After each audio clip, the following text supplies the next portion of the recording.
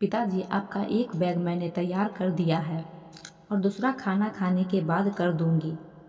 कुछ और रखना हो तो याद दिला देना। काजल ने अपने ससुर को खाना परोसते हुए कहा। हाँ बेटा, कोई जल्दी नहीं है, आराम से कल सुबह कर देना। आज तो तुम थक भी गई होगी, तुम सो जाना। मनोज जी खाना शुरू करते हुए अपनी बहू काजल से बोले।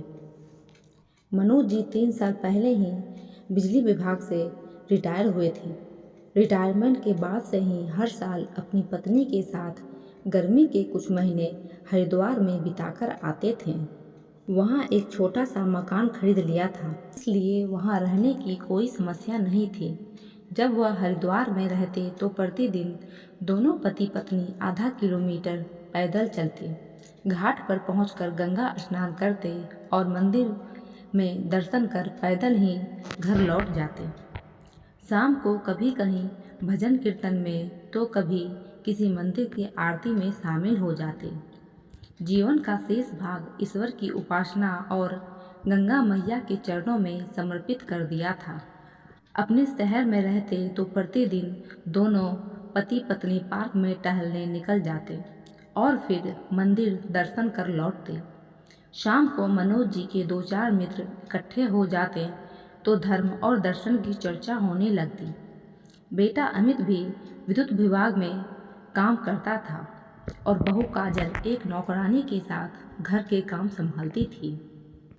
पैसे की कभी कोई कमी रही नहीं, सब कुछ ठीक से चल रहा था।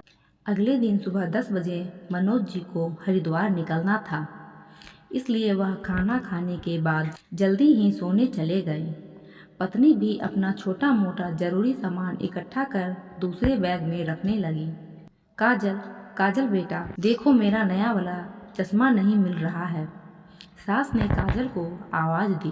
काजल अपने कमरे में किसी से फ़ोन पर बातचीत कर रही थी। अमित खाना खाकर टहलने निकल गया था। 2-3 बार आवाज़ लगाने के बाद काजल की सास उसके कमरे की ओर गई। उसका गला भरा हुआ था। फ़ोन काजल के पीहर में रहने वाली पड़ोसी लड़की का था। मैं क्या करूं रेखा, मैं अपने पास ससुराल में दादी को रख नहीं सकती। काजल फ़ोन पर रेखा से अपनी परेशानी बता रही थी।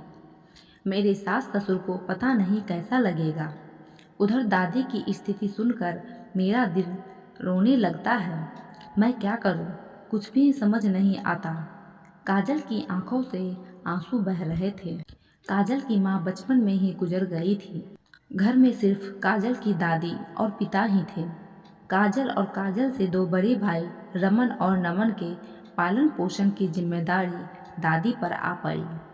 अपनी धार्मिक विचारधारा पर चलने वाली दादी का रुझान अब बिन माँ के बच्चे की ओर बढ़ गया। बड़े लाड़ प्यार से तीनों की परवरिश की। काजल सबसे छोटी थी, इसलिए दादी उसे अपने पास ही सुलाती थी। काजल नाम भी दादी का दिया हुआ था। जैसे जैसे सब बड़े हो रहे थे, दादी उतना ही कमज़ोर हो रही थी। रमन और नमन की शादी हो गई। अब काजल के लिए वर की तलाश शुरू कर दी गई। इसी दौरान काजल के पिता भी दुनिया से विदा हो गए। इस सदमे से दादी टूट ही गई। काजल के पिता और मनोज जी एक दूसरे के दोस्त थे। अपने मित्र के मृत्यु की सूचना पाकर मनोज जी शोक संवेदना हेतु काजल के घर गए थे।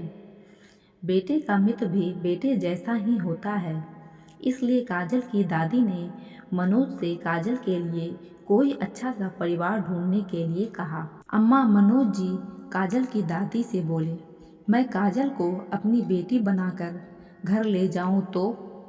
मेरा बेटा अमित भी बिजली विभाग में काम करता है, अच्छा वेतन और पक्की नौकरी है।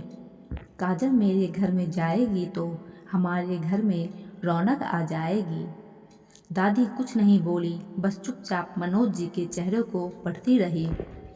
कोई जल्दी नहीं है, बहुओं और बच्चों से सलाह मशवरा लेकर बता देना, मैं इंतज़ार करूँगी। किससे सलाह लेनी है और किससे मशवरा करना है? उदास मन से दादी ने कहा। ऐसा लगता है दोनों बहुएं तो आपत टालने के लिए तैयार बैठी रहती है। पता नहीं क्या क्या लिखा है मेरे मुकद्दर में। पहले छोटी सी उम्र में ही पति अकेले छोड़ गए, फिर बहू चली गई और अब बेटा भी धोखा दे गया। मेरे तो प्राण सूख रहे हैं इसकी चिंता में, फिर भी पूछना तो पड़ेगा ही। हाँ अम्मा ठीक है, मैं फिर जल्दी ही आऊँगा। मनोज जी वापस अपने घर आ गए। कुछ ही दिनों बाद काजल अमित की पत्नी बनकर मनोज जी के घर आ गई, मगर अपनी सारी जिंदगी औलाद की परवरिश में बिता देने वाले दादी की हालत बद से बदतर हो गई। रमन और नमन अब कभी दादी के पास तक नहीं जाते। दोनों की पत्नियां भी सीधे मुंह बात नहीं करती। 80 साल की उम्र में शरीर क्षीण होकर ढांचा मात्र रह गया था, फिर भी दादी अपनी दैनिक क्रियाएं और पूजा पाठ छड़ी के सहारे पूरा कर लेती। दादी की चारपाई घर के बाहर बरामदे में पहुंचा दी गई थी, जहां पंखा गर्मी के दिनों में हवा कम लपेटे ज़्यादा फेंकता था।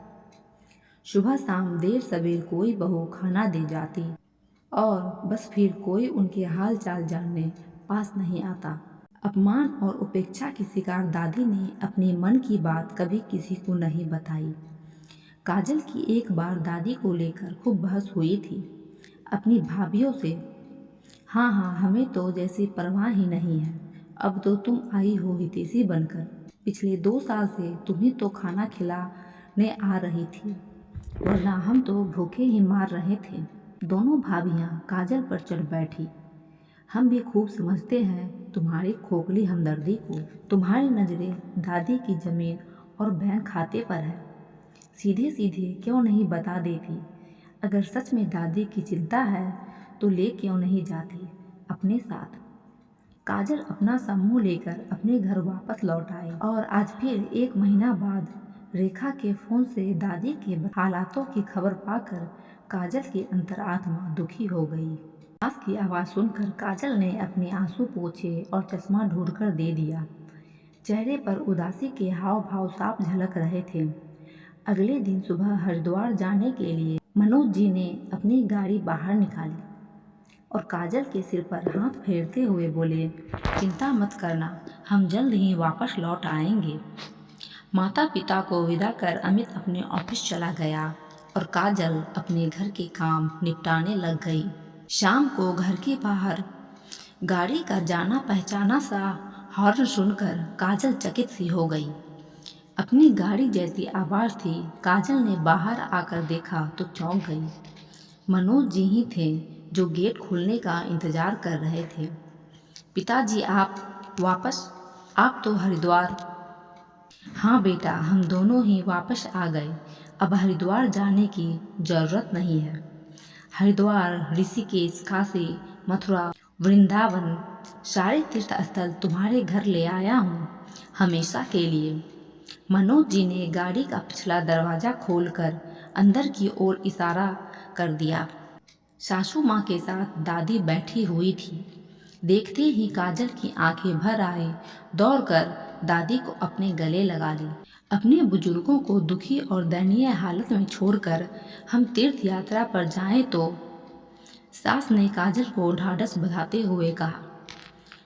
तो कैसी तीर्थ यात्रा और कैसा पुण्य धर्म और कैसा गंगा स्नान? अब हमारा घर ही हमारा तीर्थ स्थल है काजल। मनोज जी ने गाड़ी से बैग उतारते हुए कहा, और इस तीर्थ स्थल को पवित्र बनाए रखना तुम्हारी जिम्मेदारी है। खुशी से काजल के मुख से शब्द गायब हो गए। देवी देवता मंदिरों में नहीं, घरों में ही रहते होंगे, दादी ने अपनी टूटी फूटी आवाज़ में काजल से कहा और काजल कर सहारा लेकर घर में प्रवेश कर गई। काजल ऐसे सास ससुर पाकर भगवान को धन्यवाद देने लगी। तो दोस्तों, कैसी लगी आपको आज की ये कहानी? अगर अच्छी लगी हो तो वीडियो को लाइक और चैनल को सब्सक्राइब करना ना भूलें।